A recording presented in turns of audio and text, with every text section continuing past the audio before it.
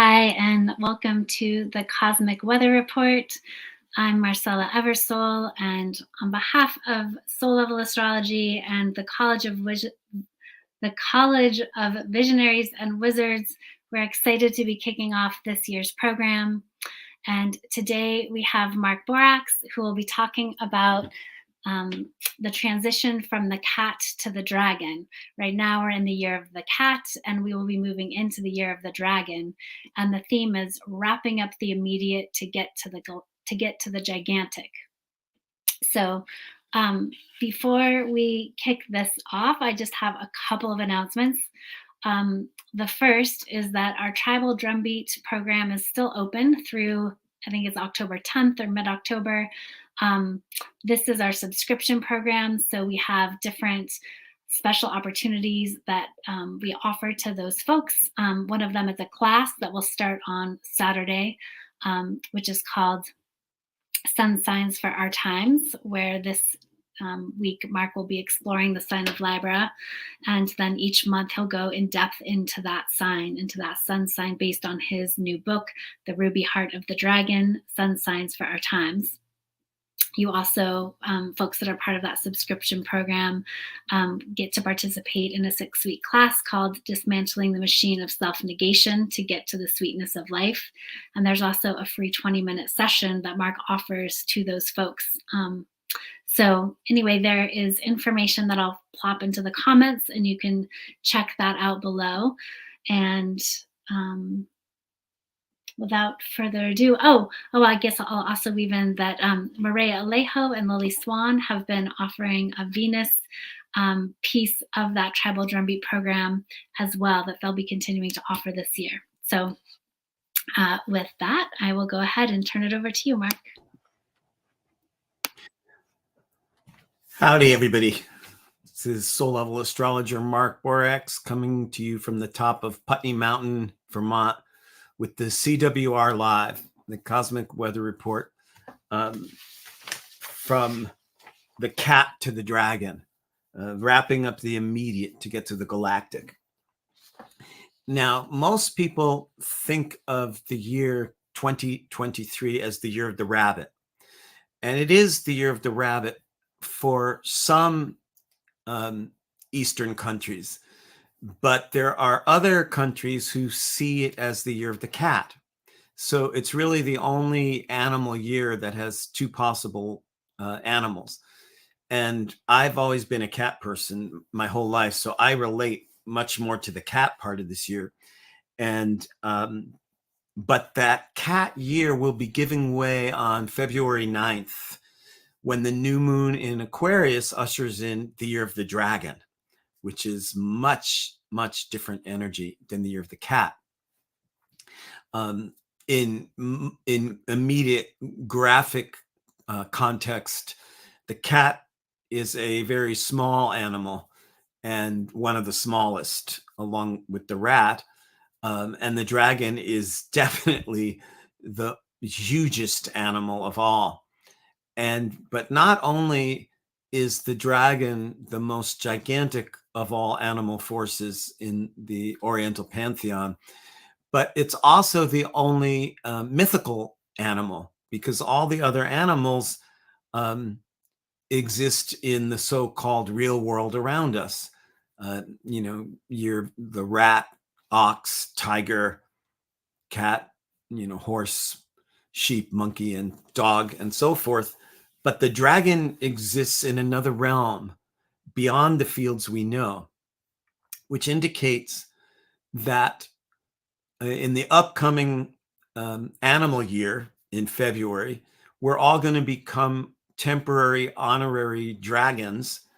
And those people that were born in a year of the dragon have this all the time, but emphasized even more in the upcoming animal year, especially because it takes a dragon a lot to believe in itself.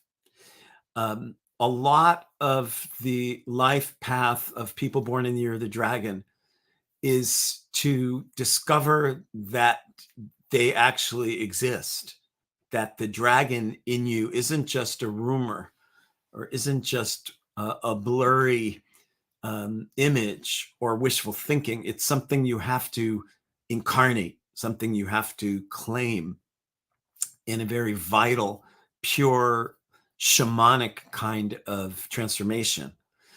And in recent popular culture, my favorite example of someone born in the year of the dragon is John Lennon. And John had a lot of struggling to actually believe in himself, to believe that he was real, that he existed. And this indicates the challenge of the year of the dragon to um, to really recognize that there is something sweeping and uh, and panoramic and huge that is always summoning you. The dragon is the animal that can spread its wings and fly over the common difficulties, traps, snares, and illusions that might block all the other animals, but can't stop a dragon who finds its wings and its will.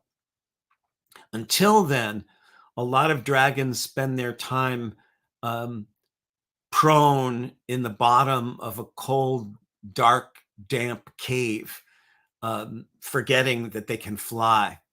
And this is going to be all of us next year. But before we get there, we're still dealing with the year of the cat. And the energy field of a cat is much more intimate, it's close around you.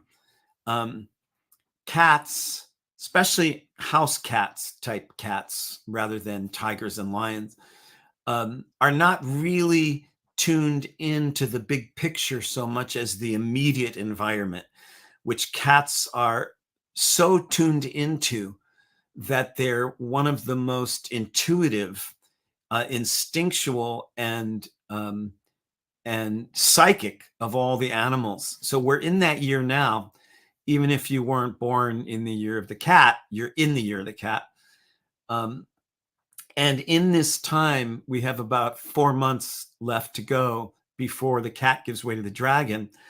There's a calling to tune in the way a cat does to the vibe, to what's going on around you, to what it feels like, um, and um, a lot of the cat's power has to do with um, uncovering hidden things and um, and learning how to be in safe places and learning how to hunt and how to play. Cats are also very playful.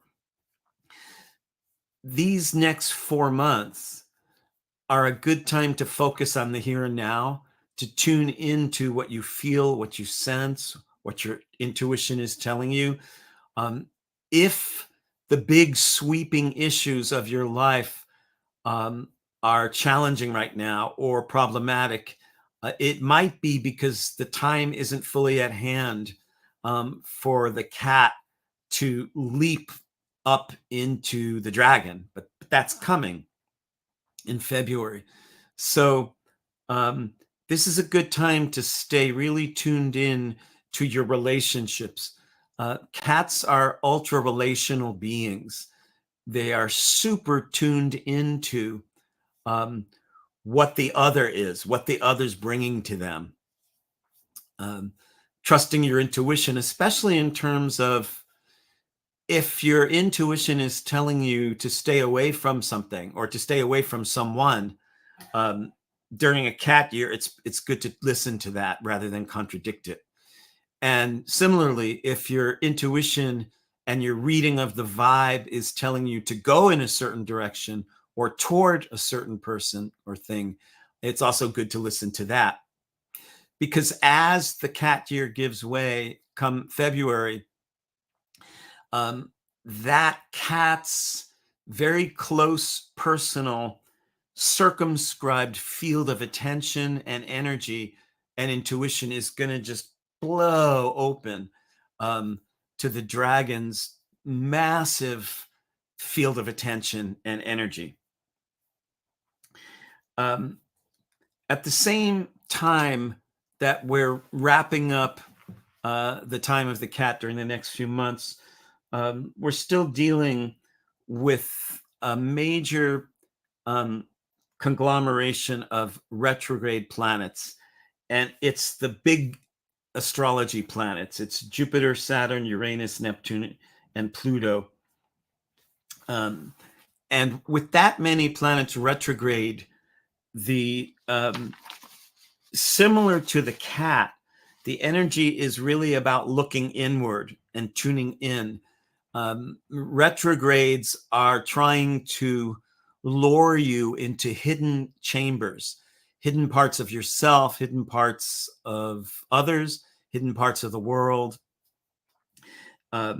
So again, if your energies are blocked on the external, out there in the world, if you're not quite feeling the release and the movement and the freedom that you might wish, that's in keeping with this many retrograde planets in the year of the cat for the next few months.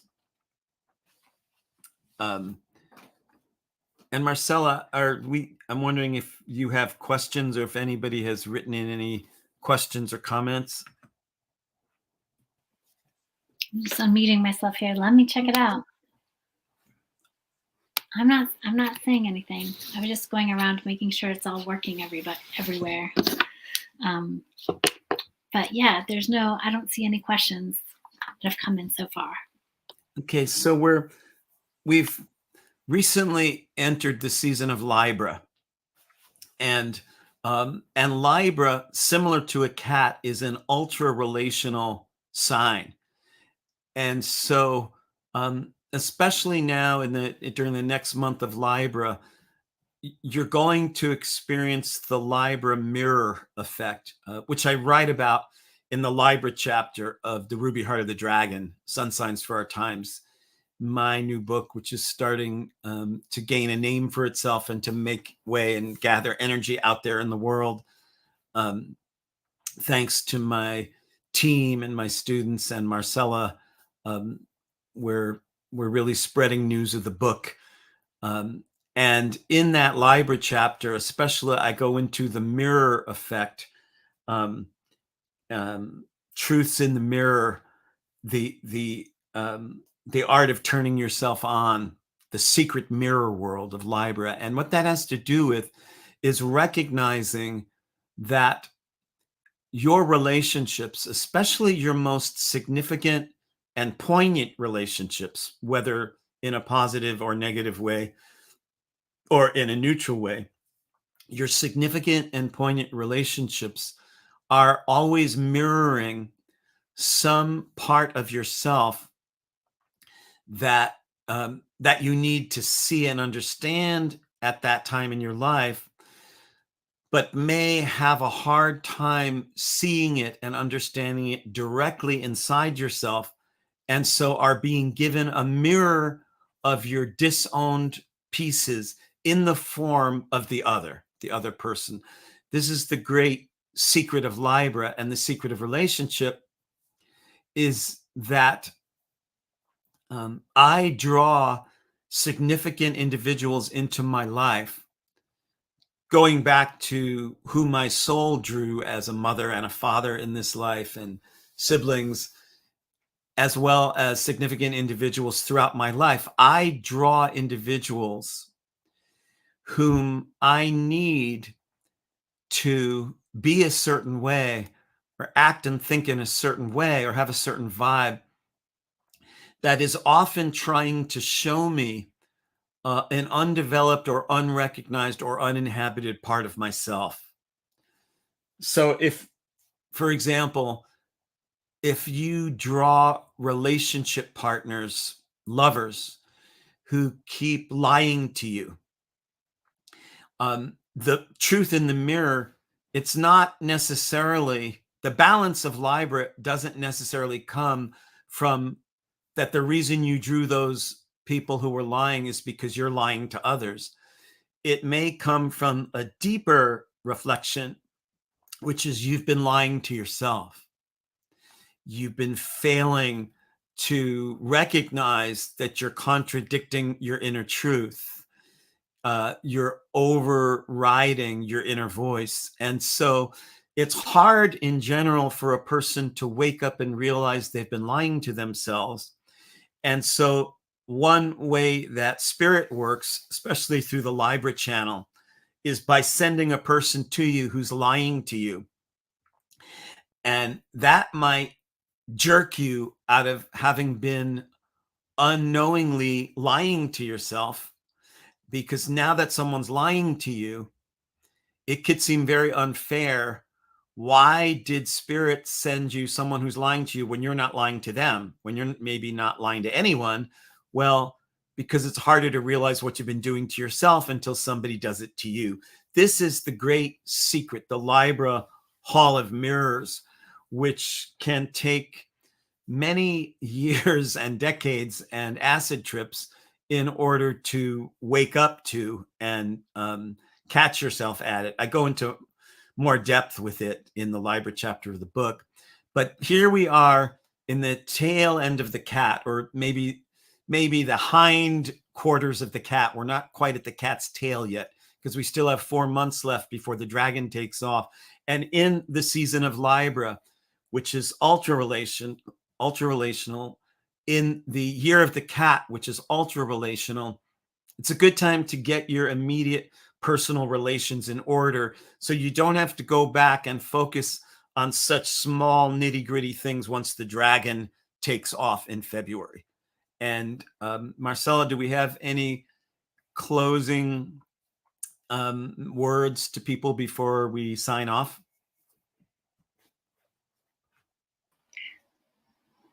Sorry for the delay. Let's see. Do I have any closing words? I wondered if you'd go into the retrogrades a little bit. I'm actually not sure where we're all at with all the planets that were in retrograde this month, but I really appreciated what you had to say about that in the Cosmic Weather Report. And I'm personally just having that experience of certain aspects of my own nature feeling actually a little more accessible in some ways through these retrograde cycles. And so I'm kind of curious how you see that through the lens of astrology, as to how retrogrades both maybe diminish our energy in some areas but give more access in others. Anyway, whatever you might want to riff on these retrogrades, I'd be curious about that.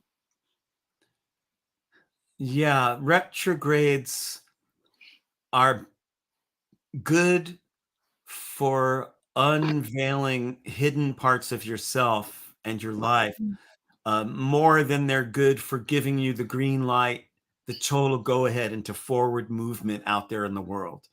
And so one way to envision a retrograde is like an amusement park loop-de-loop ride, or like maybe part of a roller coaster where you're starting to head in a certain direction, but then before you keep going that way, uh, let's see, you have to go up and around, and then you can keep going. Mm. And so it's like you're heading straight towards something, and then whoop, you're going up, and now you're going vertical, now you're going back, and now you're going around. And then when it comes out of retrograde, you're back where you left off, and you can keep continuing straight ahead. But before you could do that, there's this scoop up where maybe everything seemed like it was in place for you to get somewhere, and yet what you didn't know was there was some missing piece where the you that you were at the time of the retrograde wasn't quite the you that you needed to be to go full speed ahead, because you might have been going to leave a part of yourself behind.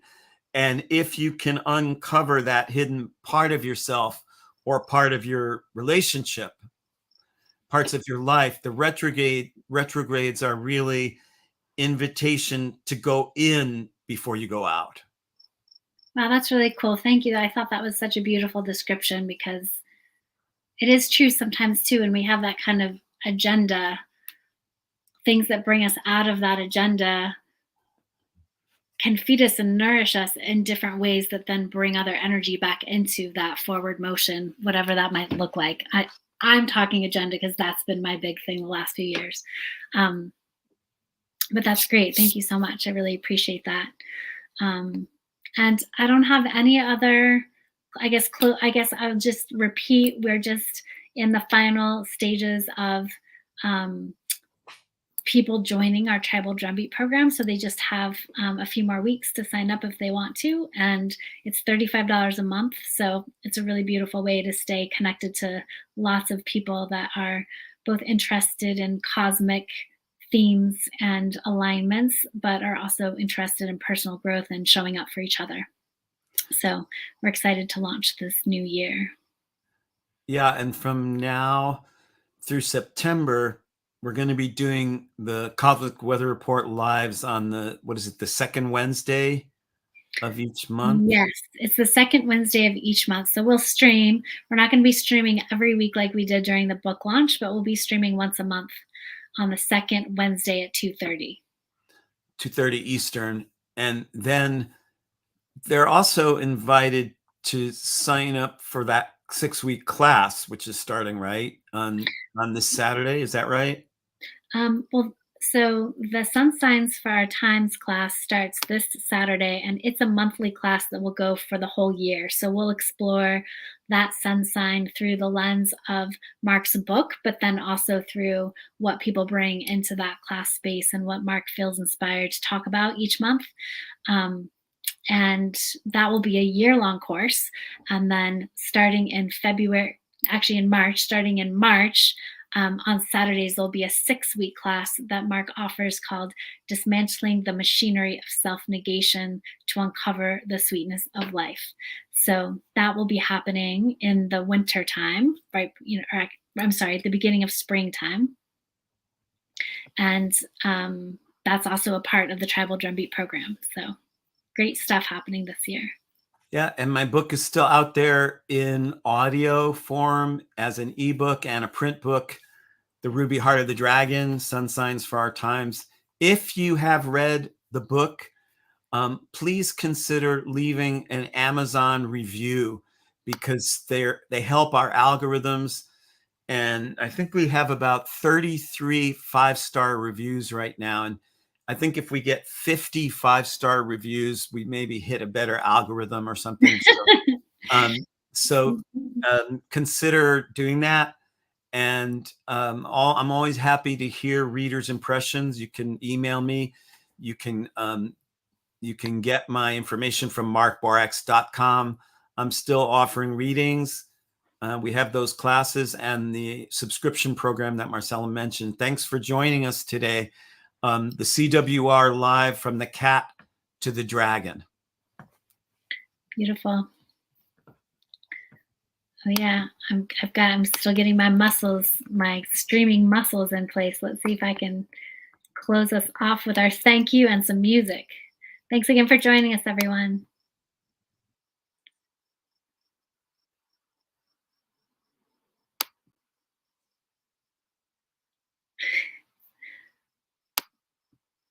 Is it?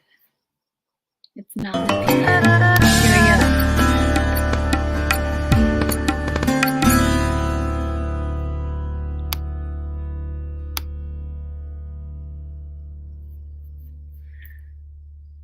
All right, everyone. I'm having a sticky technical moment here for some reason.